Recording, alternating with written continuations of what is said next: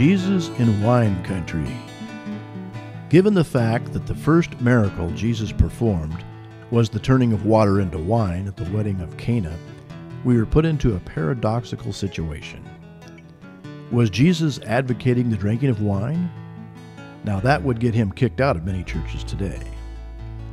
The head waiter made the observation that it was not the norm to serve the good stuff after everyone had had their fill. That would be when you serve the cheap or the watered-down drinks for a crowd that was already looped. Or was this just grape juice? It is not likely that many had refrigerators in those days. The shelf life for grape juice would have been rather short.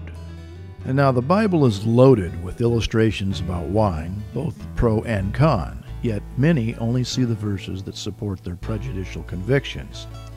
The Pharisees were such folks. They complained about everything Jesus did, and he called them hypocrites. It is likely that there are as many people offended by hypocrites as there are by drunks. People who have been hurt by alcohol abuse tend to have a knee-jerk reaction to all forms of drinking, whereas those who come from a culture where drinking a glass of wine over dinner is the norm might see it as a harmless or even sophisticated social custom. If biblical wine was only grape juice, we have to ignore the verses that speak of Noah getting drunk on wine and Jesus being accused of being a wine bibber, and the proverb that recommends giving strong drink to him who is perishing and wine to him whose life is bitter. Those at the day of Pentecost, in Acts chapter 2, surely understood the side effects of sweet wine, for they thought these joyous saints were drunk. Hosea the prophet pointed out that, quote, harlotry, wine, and new wine take away understanding. For those who think wine is always a cursed thing, we need to look closely at the illustrations of the prophet Joel, who uses oil and wine as a picture of God's restoration and blessing.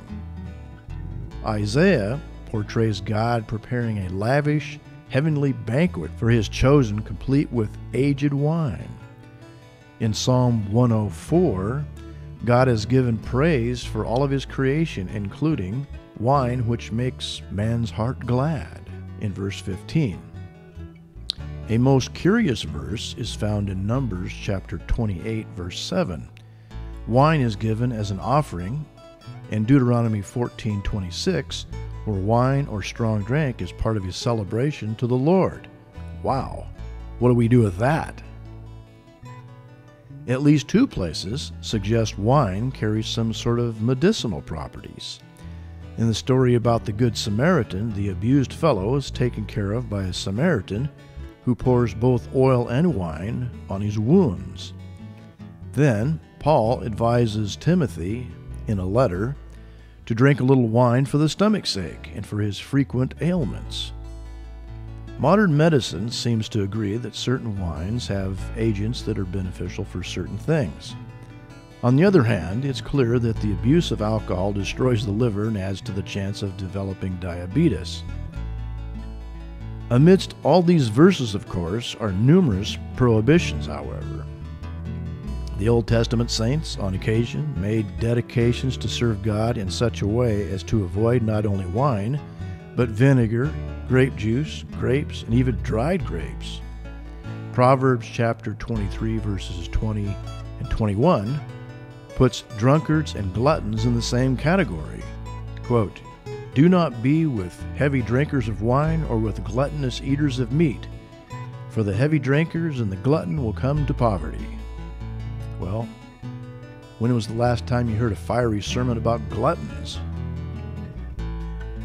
The Bible clearly teaches that church leaders are not to be given to much wine. Now this harmonizes with Old Testament passages directed at the priests who ministered before the Lord. Paul gives us some logical advice in his epistle to the Romans. He points out that drinking wine can be a stumbling block for some folks, and he even goes as far as to say that it is good not to eat meat or drink wine or to do anything that causes another to stumble.